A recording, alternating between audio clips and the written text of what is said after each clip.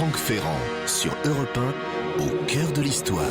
Et l'heure est venue sur Europe 1 de retrouver Franck Ferrand pour une nouvelle plongée dans le passé, au cœur de l'histoire. Bonjour Franck. Bonjour Julia, bonjour à tous. Dans l'histoire de France, certains petits groupes plus ou moins anonymes ont fini par devenir célèbres. Alors il y a notamment le Serment des Trois Vendéens, il y a les 4 sergents de La Rochelle, on n'en a jamais parlé d'eux d'ailleurs. C'est vrai. Et puis il y a les 6 bourgeois de Calais, ce sont eux qui vont nous intéresser aujourd'hui. Ce qui nous ramène au tout début de la guerre de Cent Ans. En effet, au lendemain de la célèbre bataille de Crécy, lorsque le roi d'Angleterre, Édouard III, vient assiéger, vient affamer, laminer les habitants de Calais.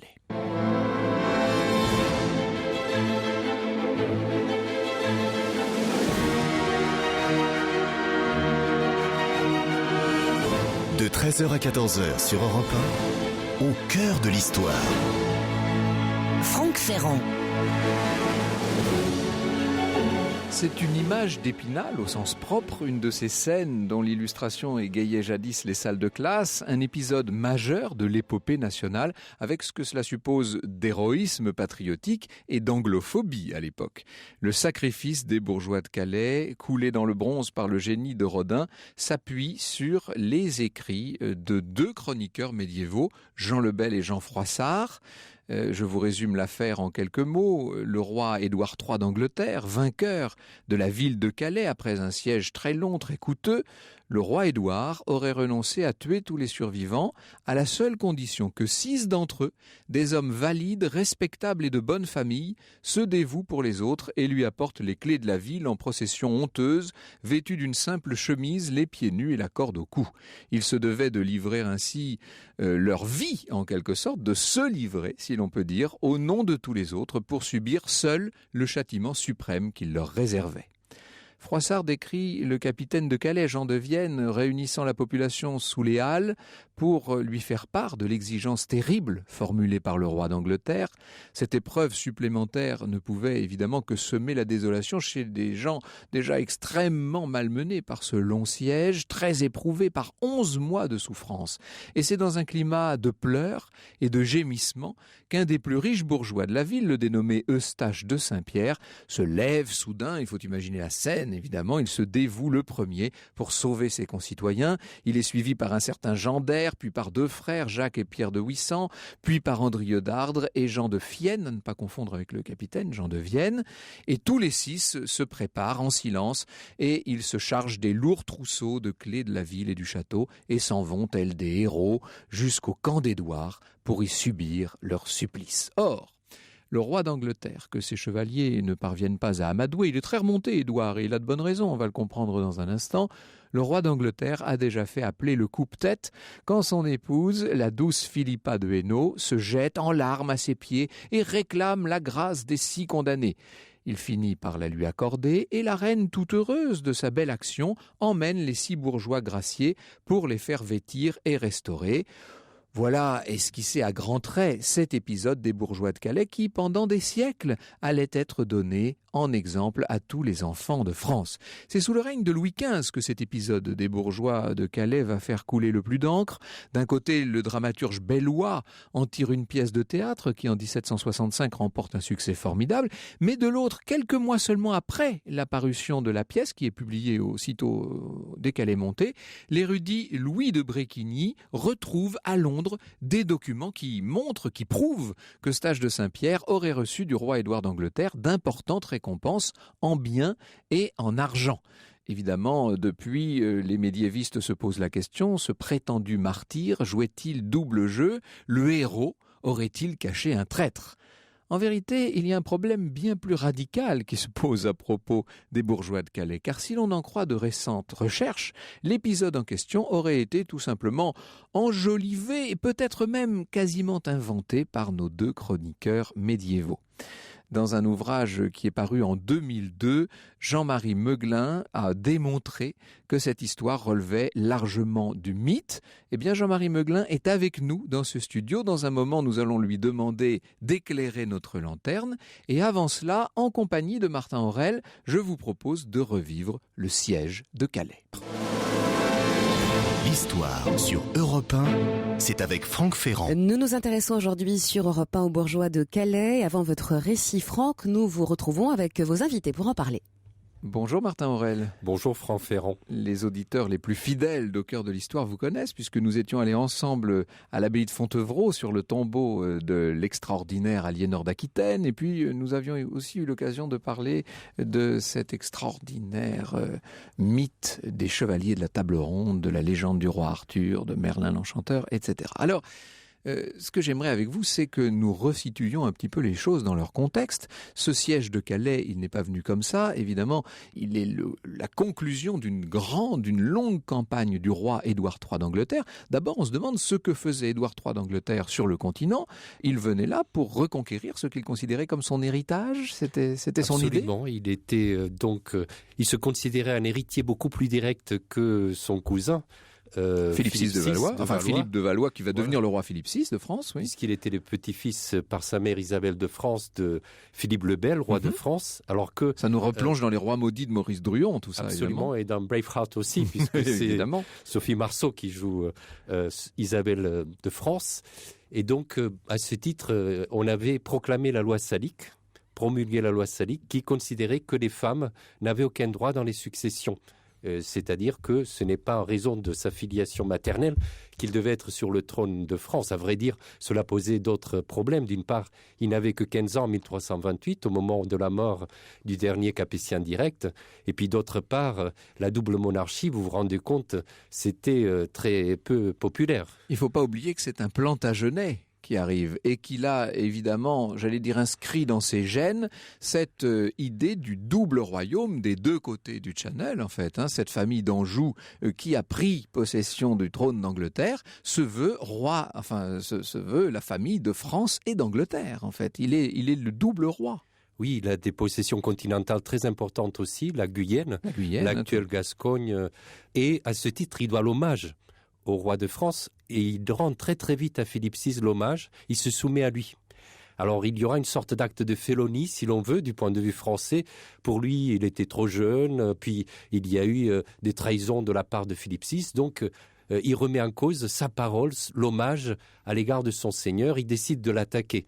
Donc il lance sa première campagne en 1339, c'est une chevauchée. C'est-à-dire que ce n'est pas une campagne fondée sur la conquête. C'est quasiment un raid, en fait, on peut dire. Exactement, un raid dont le but est d'une part de saper le moral de l'ennemi en pratiquant la tactique de la guerre brûlée, en détruisant systématiquement son économie, les fours, les moulins, les vergers, et en même temps en prouvant à ces sujets, les Français, que Philippe VI n'a pas le sens de l'honneur, n'est pas audacieux, courageux, ce n'est pas un vrai chevalier, n'a pas les possibilités de les défendre.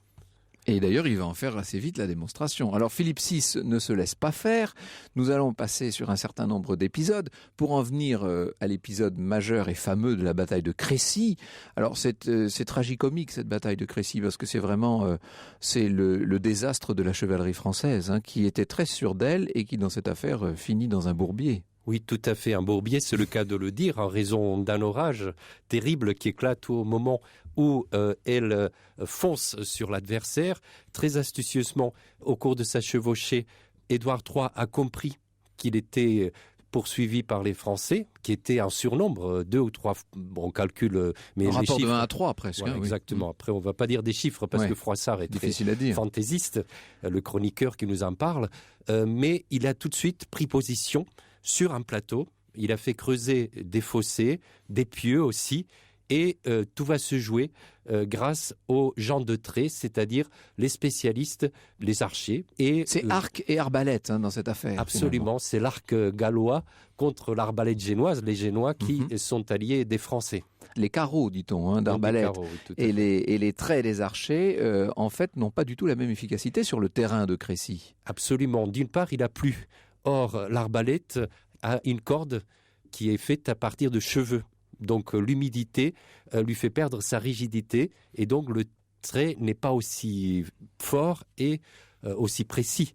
En revanche, la corde de l'arc long, le longbow, comme on dit en anglais, 1,60 m, est traditionnelle en chanvre, donc elle est toujours beaucoup plus dure, beaucoup plus rigide, et elle ne souffre pas de l'humidité. Ce qui est arrivé aussi aux arbalétriers, c'est qu'ils avaient avec eux des gens qui portaient leur bouclier, leur pavois, comme on disait à l'époque, pour les protéger aussi bien de la pluie que des traits ennemis, des flèches des archers gallois, parce qu'il faut savoir qu'en gros, vous avez la possibilité de lancer un carreau d'arbalète contre 3 flèches. Donc, la rapidité d'exécution. Et voilà, c'est ça. C'est une pluie, en fait, de flèches anglaises qui va tomber sur ce qu'il reste de la chevalerie française. Je dis ce qu'il reste parce qu'en plus, il y a eu énormément d'impedimenta. Les gens ne sont pas arrivés vraiment jusqu'au champ de bataille, qui d'ailleurs était disposé d'une manière très peu favorable aux Français. Enfin, tout ça va conduire à l'un des grands désastres. Je dis l'un des grands désastres. Il y aura bientôt Poitiers, 1356. Il y aura bien sûr Azincourt en 1415, etc. On en a connu des défaites face aux Anglais. Face aux Anglais. La mobilité, la rapidité, la discipline des Anglais, ne l'oublions pas, face à l'incroyable individualisme, si j'ose employer l'anachronisme, des chevaliers français, bien entendu. C'est tout à fait exact. Nous savons que les chevaliers français n'ont pas obéi aux ordres de Philippe VI, qui voulait les retenir, qui voulait rassembler les troupes pour lancer une attaque qui profiterait de leur suprématie numérique. Et en revanche, Édouard III tient très bien ses chevaliers pour beaucoup de raisons. D'une part, parce que la traversée de la Manche exige de faire une sélection. Et que la commission d'Arrois, comme on dit à l'époque, l'Arrois c'est l'armée, le désarroi c'est l'armée qui est battue, eh bien fait attention, elle prend les archers, les gens qui tiennent les épieux, il les entraîne bien, et puis aussi ces hommes ont un contrat à l'égard du roi, un contrat qu'on appelle d'endenture, qui les lie directement au roi d'Angleterre, à Édouard III. Quant à la France, ce sont des gendarmes, ce sont des cavaliers, des nobles pour la plupart, qui sont là pour l'honneur, pour le panache, et qui donc vont aller vite sur l'adversaire. Il ne faut pas oublier que la dynastie des Capétiens directs vient de s'éteindre. On est en train donc de changer de dynastie. On est dans un moment charnière de l'histoire de France. Ça n'est pas très favorable, tout ça. Les Anglais vont désormais filer vers Calais. Ils vont bientôt mettre le siège sous les murs de Calais. Europe 1, au cœur de l'histoire. Précisément au cœur de l'histoire des bourgeois de Calais. Franck, on en parle avant votre récit avec votre invité aujourd'hui sur Europe 1, Martin Aurel, qui est professeur d'histoire du Moyen-Âge à l'Université de Poitiers et membre de l'Institut universitaire de France. Pourquoi Calais, Martin Aurel ? Calais est une ville qui présente beaucoup d'avantages du point de vue portuaire. Proximité avec l'Angleterre, d'une part, proximité avec la Flandre aussi, puisque les villes textiles comme Ypres, Bruges, Gand sont alliées des Anglais qui leur fournissent la laine. Et puis c'est une ville qui est extrêmement bien protégée. Or l'armée française ne peut plus venir à sa rescousse. Un port près des Flandres, ça c'est pas négligeable évidemment pour les Anglais. Alors le roi Édouard décide de mettre le siège devant Calais et il va faire construire cette espèce de ville en bois, Villeneuve-la-Hardie, c'est une chose absolument incroyable. On construit une ville qui au départ n'est qu'un camp militaire et qui peu à peu prend les proportions d'une véritable ville neuve comme son nom l'indique. Oui, tout à fait, parce que le siège va durer 11 mois et que le roi de France a le temps de reconstituer son armée. Il va même venir jusqu'à Sangatte, donc il est dans une position à hauteur, il peut contempler le camp retranché ennemi et à ce titre, donc, on pense qu'il y aura un affrontement. Donc à nouveau, les Anglais vont défendre leur position, ils se tiennent, ils attendent à être attaqués. Bon, Philippe VI va être cette fois-ci, il ne va pas commettre la même erreur qu'à Crécy. Ce qu'il faut dire, c'est que d'un point de vue ravitaillement, les Anglais sont directement soutenus par les Flamands. Les Artevelde et un certain nombre d'autres familles flamandes sont là pour leur fournir tout ce dont ils ont besoin sur place à Calais. Oui, et puis il y a la suprématie navale, si l'on peut dire, puisque depuis la bataille de l'Écluse, qui a détruit... En 1340, on est 6 ans plus tôt. Exactement, qui a détruit la flotte française. Donc les mers sont anglaises. Bon, il y a eu quelques Normands, quelques Genois qui ont fait quelques tentatives pour briser le blocus qui aurait permis donc de ravitailler directement par mer la ville, mais cela échoue face à la supériorité des marins anglais. Alors, à l'intérieur de la ville, évidemment, on essaie de s'organiser, mais on est obligé de liquider les bouches inutiles. Quand je dis liquider, on fait sortir. Ça, c'est un épisode épouvantable qu'il faut raconter. Oui, Oui, tout à fait. Là encore, ce sont les historiens. Alors attention, c'est la chronique, oui, bien sûr. Hein. Les assiégés essayaient de se débarrasser des bouches inutiles. C'est ce qu'ils faisaient systématiquement, du reste. Hein. Ils leur ont demandé de traverser la porte de l'enceinte, d'aller vers le camp ennemi. Et Édouard III, grand seigneur, d'après Froissart en tout cas, mais Froissart est intéressé puisque le roi d'Angleterre est l'époux de sa protectrice, Philippa de Hainaut, eh bien, il va même leur donner de l'argent et il va leur permettre de partir. Alors les Anglais, évidemment, font autour d'eux place nette. On sait qu'ils pillent, qu'ils rançonnent tous les villages alentours. Ils prennent possession de la côte, ils installent leurs fortins. Leurs navires rendent absolument inaccessible la ville de Calais par la mer. Donc par la terre, n'en parlons pas, et par la mer, c'est difficile. Alors on peut faire passer de toutes petites embarcations de nuit dans des conditions très délicates. Oui, c'est ça. Il y a un Grimaldi de Gênes par exemple, qui a réussi à faire une sorte de commando et à passer quelques navires. Spécialistes de la ruse, les Grimaldi, ils l'ont démontré sur le Rocher en 1297. Voilà, puis quelques Normands aguerris qui réussissent à briser le blocus. Donc c'est une possibilité d'apporter de la nourriture, mais ça ne dure pas longtemps et au bout de 11 mois, le siège devient particulièrement pénible. D'autant plus que ces gens qui voient arriver le roi de France ont un moment d'espoir. Et puis qui va être déçu, c'est ce que on va raconter ça dans un instant. Il faut quand même remettre ça. Alors bien sûr, Calais n'a pas l'extension à l'époque de ce qu'on peut voir aujourd'hui, loin de là. Enfin, c'était quand même une grande ville pour l'époque, fort bien défendue, vous nous l'avez dit, tellement bien défendue qu'elle n'était prenable que par un siège. On est dans la situation classique des villes assiégées. Et les forces anglaises sont très importantes. Ce sont des milliers d'hommes qui sont là. Hein. On n'est pas dans un petit siège de quelques 15 000, plus leurs alliés aussi, bien sûr, puisqu'on a parlé des Flamands. Donc c'est un siège extrêmement difficile, rien ne filtre, personne ne passe. On dit que dans Villeneuve-la-Hardy, il y a eu jusqu'à 100 000 personnes au plus haut moment. Personnellement, je ne sais pas. Là, je pense que ce sont des chiffres un peu hauts. Déjà, Froissart donne des chiffres extrêmement élevés, de l'ordre de 30 000 guerriers pour l'armée d'Édouard III. Je pense qu'il faut revoir tout cela à la baisse. Il faut compter avec la part de l'exagération. Exactement. Alors ça, c'est précisément ce que nous allons voir maintenant, puisque Jean-Marie Meuglin, je vous l'ai dit, nous démontre par divers moyens, nous y venons dans un instant, qu'en fait, ce que l'on a pris pour un très grand acte, un épisode majeur de la saga nationale, relèverait, semble-t-il, de la légende, en grande partie en tout cas. Au cœur de l'histoire sur Europe 1, le récit de Franck Ferrand. Entre mythe et réalité, le récit de Franck revient aujourd'hui sur l'épisode des bourgeois de Calais. Vous l'avez donc compris, ce siège de Calais promet d'être très long. En tout, il durera 11 mois. Au départ, on ne peut pas imaginer une telle durée. Il faut quand même préciser quelque chose, c'est assez capital. Le 4 septembre, au moment où le roi d'Angleterre est venu encercler la ville, la moisson venait d'être faite, les grains n'étaient pas encore battus, ce qui veut dire que seuls les bourgeois les plus riches possèdent à ce moment-là encore du grain dans leurs réserves. Et pour tenir, il va leur falloir prendre des mesures draconiennes, d'où l'évacuation des bouches inutiles, nous en avons parlé, d'où évidemment des essais de ravitaillement, qui sont des essais extrêmement délicats, puisque comme vous l'avez compris, la ville est bloquée autant du côté des terres que par la mer.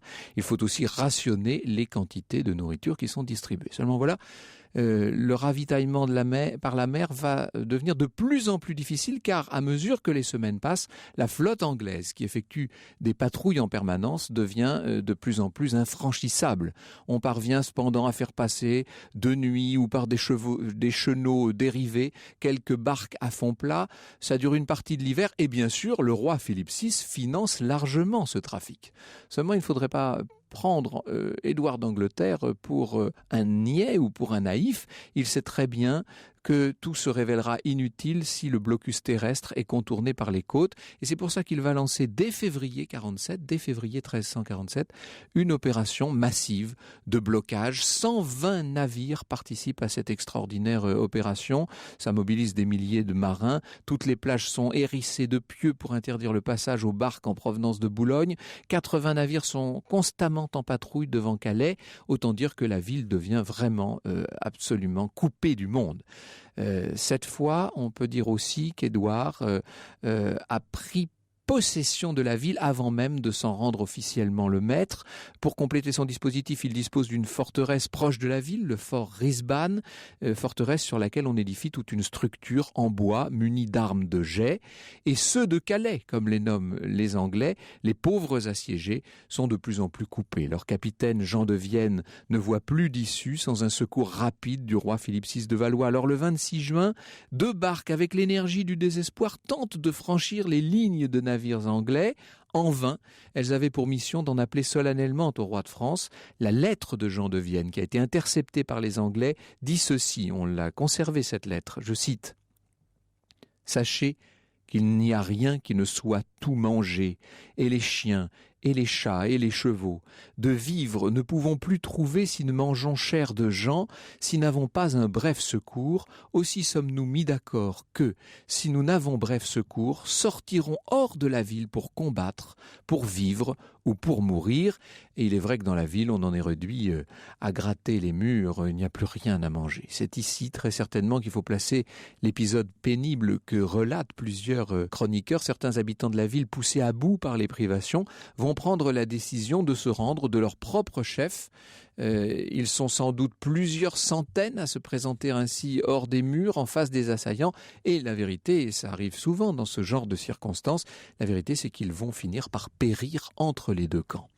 Ils ne pouvaient pas deviner, les malheureux, que cette fois le roi de France, sans avoir eu besoin de recevoir le cri de désespoir de Jean de Vienne, que le roi de France s'apprête à voler à leur secours. En effet, à Arras, à partir du 24 mai, Philippe VI a réuni une armée nombreuse, puissante, bien que le roi de France n'ait pu obtenir le concours de ses vassaux flamands, qui eux-mêmes sont prisonniers du sentiment pro-anglais de leur population. Cette armée très importante, on parle de dizaines de milliers de fantassins, de très nombreux cavaliers, peut-être 35 000, nous allons voir ce qu'il faut penser de ces chiffres dans un instant. Cette armée se met en marche à la mi-juillet 1347, donc environ un an après le désastre de Crécy. Vous imaginez la joie des Calaisiens, ceux qui sont là sur les remparts, qui observent les environs, leur joie le jour où ils aperçoivent enfin au loin sur les dunes les éclats de métal qui annoncent l'arrivée des secours. Ils n'en croient pas leurs yeux, ils se jettent dans les bras les uns des autres, ils ont l'impression que cette fois, on va venir les délivrer. L'os de secours, l'armée, si vous voulez, de secours du roi de France, est installée sur les hauteurs de Sangatte, comme nous le disait Martin Aurèle, à 2 lieues à peine de la ville assiégée. Seulement, le roi Philippe, au moment où il parvient à pied d'œuvre, constate l'extrême difficulté de la situation. Les Anglais ont eu le temps de prendre le contrôle complet de la région, qui est une région très marécageuse. Or, Philippe ne peut s'offrir le luxe d'un second Crécy, juste un an après ce désastre. Il dispose en vérité d'une marge de manœuvre très réduite, pour ne pas dire nulle. Que font les rois du Moyen-Âge dans un cas comme celui-là ? Ils en appellent au jugement de Dieu.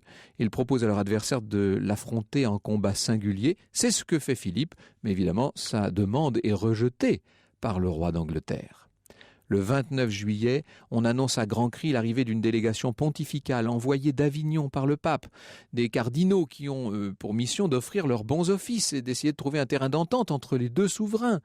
Les Français sont plutôt conciliants, ils sont prêts à offrir le comté de Ponthieu et le duché de Guyenne contre la levée du siège. Entendons-nous bien, quand on parle du duché de Guyenne, ce serait d'un duché libre de tout hommage précisément. Seulement, je vous l'ai dit, le conflit comporte une dimension dynastique, donc une question de légitimité essentielle sur laquelle il est impossible de négocier. Et puisqu'Édouard, comme Philippe, s'estime dépositaire de la couronne de France, ni l'un ni l'autre ne peut transiger sans perdre la face. Alors, dans Calais, on espère beaucoup, on pense que le roi Philippe VI va vraiment se mettre cette fois en ordre de bataille. Toute la population encore valide est au rempart. On pousse de grands cris, on fait de grands gestes en direction du campement des Français. Il s'agit d'attendrir, si l'on peut dire, le roi Philippe. On l'appelle au secours, on allume des feux d'espoir sur les hauts murs.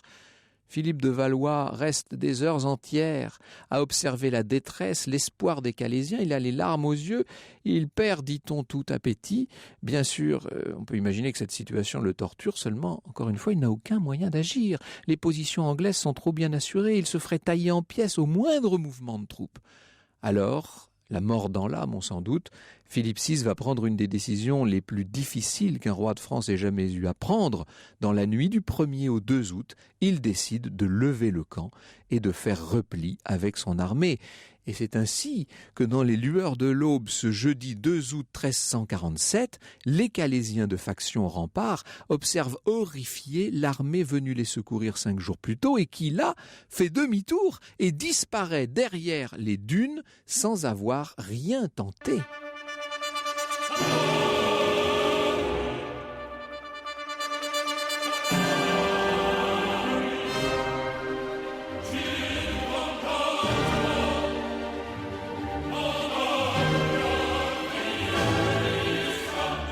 L'Assedio di Calais, opéra de Gaetano Donizetti, inspiré Franck du siège de Calais.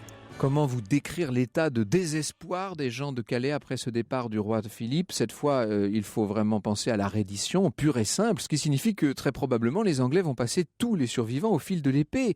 Le 3 août, dans la matinée, Jean de Vienne tient conseil des chefs de sa garnison et des échevins, des élus municipaux, si l'on peut dire. Plus mort que vif, mais toujours digne, il s'avance au rempart, nous dit la chronique, et il demande à parlementer. Édouard III lui a envoyé le seigneur Gauthier de Mauny et plusieurs chevaliers. Le capitaine fait part de l'intention des habitants de Calais de se rendre au roi d'Angleterre, à la condition toutefois qu'il leur accorde la vie sauve. Gauthier de Mauny répond que son maître est très irrité contre les Calaisiens et qu'il aura du mal à le convaincre de se montrer clément envers les survivants. Et de fait, dans le camp anglais, une vive discussion s'engage. La plupart des grands barons d'Édouard seraient plutôt favorables à la clémence, nous dit-on, mais le roi lui-même se montre intraitable. Ces gens-là lui ont coûté bien trop cher en hommes, en temps et surtout en argent. Ils ont réussi à l'immobiliser, lui, le souverain de Grande-Bretagne, pendant près d'1 an sous leur mur, et maintenant ils osent réclamer la vie sauve. Édouard fulmine. C'est dans ce contexte-là, bien sûr, que survient l'épisode des bourgeois de Calais. Jean-Marie Meuglin nous a rejoint. Il est professeur d'histoire médiévale à l'université Paris-Sorbonne, directeur d'études à l'école pratique des hautes études et auteur des bourgeois de Calais. Et c'est sur un mythe historique chez Albin Michel, Franck. Bonjour Jean-Marie Meuglin. Bonjour. Pour tout vous dire, ça fait 10 ans que j'attends d'avoir cette conversation avec vous sur cette affaire des bourgeois de Calais. Vous avez donc publié en 2002 Les bourgeois de Calais, essai sur un mythe historique. Et vous nous dites, on va prendre les choses dans le détail bien entendu, mais vous nous dites qu'en fait toute cette histoire est surtout due à la plume imaginative et peut-être soudoyée de nos chroniqueurs, c'est-à-dire Lebel et Froissart. Alors je ne dirais pas soudoyer, à la plume, oui, de Jean Lebel et de Froissart, qui a ensuite repris et retravaillé ce récit de Jean Lebel. Alors c'est un mythe, oui, c'est un mythe, mais qui joue aussi sur la réalité, car le récit que donne Froissart, nous avons toute une série d'autres récits contemporains qui, sur le plan de ce qu'on peut appeler la réalité, corroborent en partie ce que racontent Jean Lebel et Froissart. Il y a bien eu, ces récits nous l'attestent, des habitants, étaient-ils 6 peut-être pas, mais il y a eu à coup sûr des habitants qui sont venus se présenter devant Édouard III la corde au cou. Ça, nous pouvons en être sûrs, bien d'autres récits nous le rapportent. Mais ce que vous nous dites, c'est que c'était une procédure tout à fait classique en cas de siège. Ces procédures d'humiliation au moment des levées de siège concernaient d'ailleurs autant la population civile que militaire et qu'ils étaient rituels. Voilà, c'est tout à fait cela. On passe à ce moment-là de la réalité au mythe dans le récit de Jean Lebel et de Froissart. Il s'agit en réalité d'un rituel de capitulation. Un rituel de capitulation qui est attesté depuis des siècles. Les historiens n'y avaient pas fait attention, mais lorsque l'on relit les chroniques, on trouve beaucoup d'exemples de ce rituel. Et c'est un rituel que je qualifierais d'exécution symbolique. Nous avons affaire à des rebelles qui se sont opposés au roi, qui ont commis un crime de lèse-majesté. Du point de vue d'Édouard III, en tout cas. Absolument, du point de vue d'Édouard III. La punition de la lèse-majesté, c'est la mort. Mais si, pour des raisons politiques, il n'est pas judicieux ou possible d'exécuter ces rebelles, eh bien, il y a la possibilité de ce rituel d'exécution symbolique, et l'on trouve, des siècles auparavant, déjà, même dans l'Antiquité, on avait déjà. Alors, dans l'Antiquité, il est attesté dans la Bible. Pas tout à fait la même histoire. Dans la Bible, il est attesté. Il y a un épisode avec le roi de Syrie, et puis ensuite, il y a une sorte de grand silence autour de ce rituel, mais probablement a continué à exister, on le voit réapparaître au Xe, XIe siècle. Et ensuite, on a toute une série d'occurrences, des rois, des princes qui ont affaire à des rebelles coupables de lèse-majesté et qui exigent que soit pratiqué ce rituel d'exécution symbolique où les coupables viennent dire « Voilà, nous avons commis un crime, maintenant nous nous en repentons, nous demandons grâce et le roi fait semblant, comme Dieu qui pardonne aux pécheurs, d'être ému et de faire miséricorde à ces coupables qui maintenant se repentent et qui reconnaissent qu'ils ont mérité la mort. Le grand théâtre de la reddition, en quelque sorte. Voilà. Alors, ce qui est étonnant dans ces conditions, c'est que ce récit en particulier et l'histoire de la reddition de Calais, plus que tout autre, ait eu la postérité que l'on connaît. Est-ce qu'il faut en rendre grâce ou en accuser le talent de Froissart ? Oui, c'est certainement dû au talent de Froissart, pas seulement. Ce que l'on peut constater, c'est que finalement, pendant un siècle et demi, ce récit n'a pas eu beaucoup d'écho. Bien sûr, les chroniques de Froissart sont lues, ils ont eu beaucoup de lecteurs, mais il ne semble pas que l'on ait attaché beaucoup d'importance à ce récit, pour une raison simple, c'est que les lecteurs connaissaient ce rituel de capitulation. Et donc, ce récit, cet héroïsme que Froissart, que Jean le Bel puis Froissart prêtaient aux bourgeois, ils savaient ce qu'il fallait en penser. Et puis, il y a une autre raison, c'est que Froissart était considéré dans la France du XIVe et du XVe siècle, à tort ou à raison, comme un chroniqueur qui était favorable au roi d'Angleterre. Et voilà, c'est ça. Donc, on ne reprenait pas Froissart.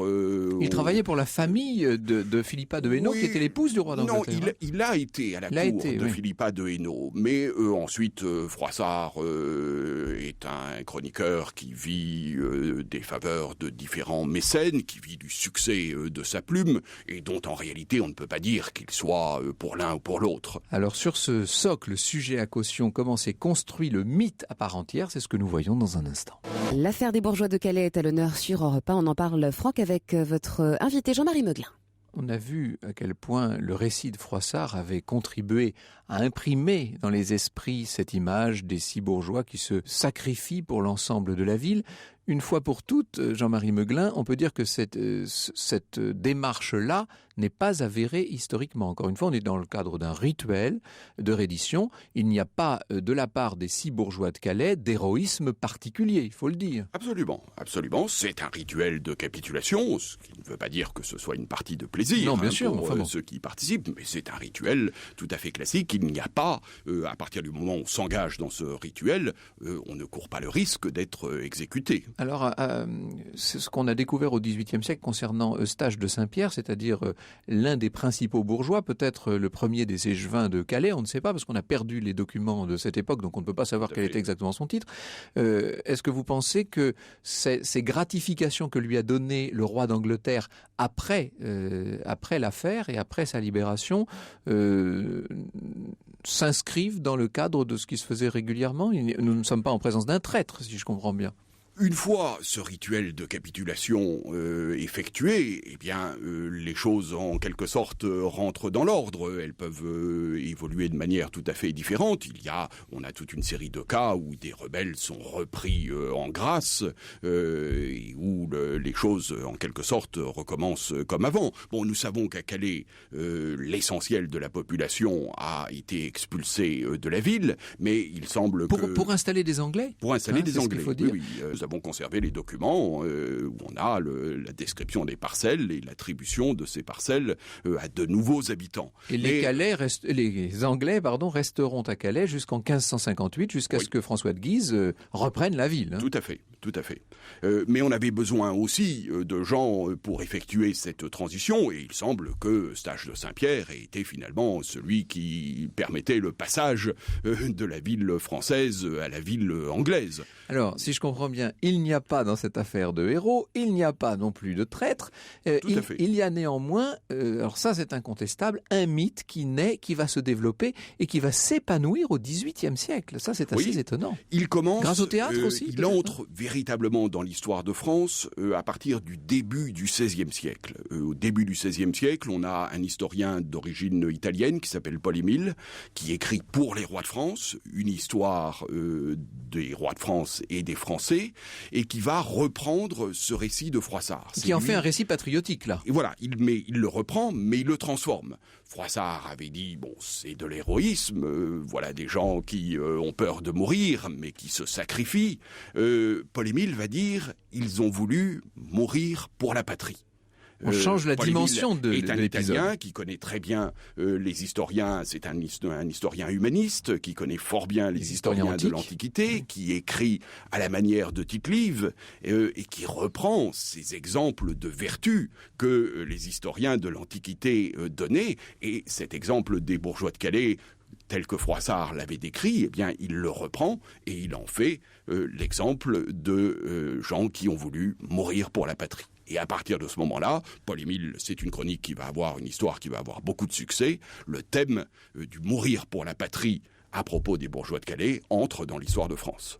Et alors évidemment, après la Révolution française, avec la monarchie de Juillet, avec le Second Empire, à mesure que la bourgeoisie s'installe, évidemment aussi avec les débuts de la Troisième République, on va voir ce mythe des bourgeois de Calais prendre de l'importance, parce que ce sont des bourgeois, donc c'est pas négligeable évidemment du point de vue. Alors le mythe prend de l'importance, mais il ne faut pas oublier qu'il y a cette affaire Bréquigny dont vous avez parlé. Avec l'histoire de la trahison d'Eustache. L'apogée en quelque sorte des bourgeois de Calais avec la pièce de Bellois en 1765. Et un an après, Bréquigny trouve à la Tour de Londres ces documents stupéfiants, si l'on considère que les bourgeois de Calais sont des héros. Des patriotes. Ils sont qui ne le sont payés par le roi d'Angleterre, c'est embêtant. De capitulation. Et tout au long du XIXe siècle, il y a une sorte de polémique, disons-le. De polémique, de querelle extrêmement forte entre ceux qui veulent défendre les bourgeois de Calais et ceux qui considèrent que il y a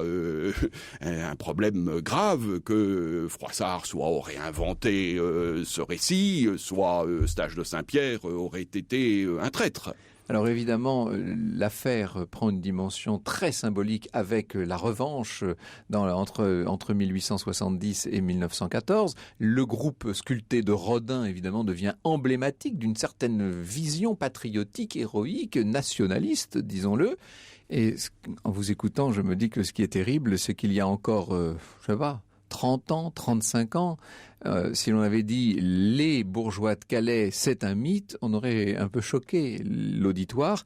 Aujourd'hui, je pense qu'on ne choque qu'une partie de l'auditoire. Pour les plus jeunes, ça ne dit plus grand-chose, les bourgeois de Calais. C'est vrai, quand je demande à mes étudiants, connaissez-vous les bourgeois de Calais, ils me regardent et ils me disent, non monsieur, nous ne savons pas ce dont il s'agit. Au tempora, au mores. Merci beaucoup Jean-Marie Meuglin. Je rappelle le titre de cet ouvrage, Les bourgeois de Calais, essai sur un mythe historique. C'était chez Albin Michel en 2002. C'est encore assez facile à trouver, je le précise. Et puis merci beaucoup Martin Aurel d'être venu toujours fidèlement. L'Empire des Plantagenets, c'est chez Perrin, c'était en 2004. Et puis Le Chevalier lettré, savoir et conduite de l'aristocratie au XIIe et XIIIe siècle, c'est paru l'année dernière chez Fayard. Merci à vous deux. Merci.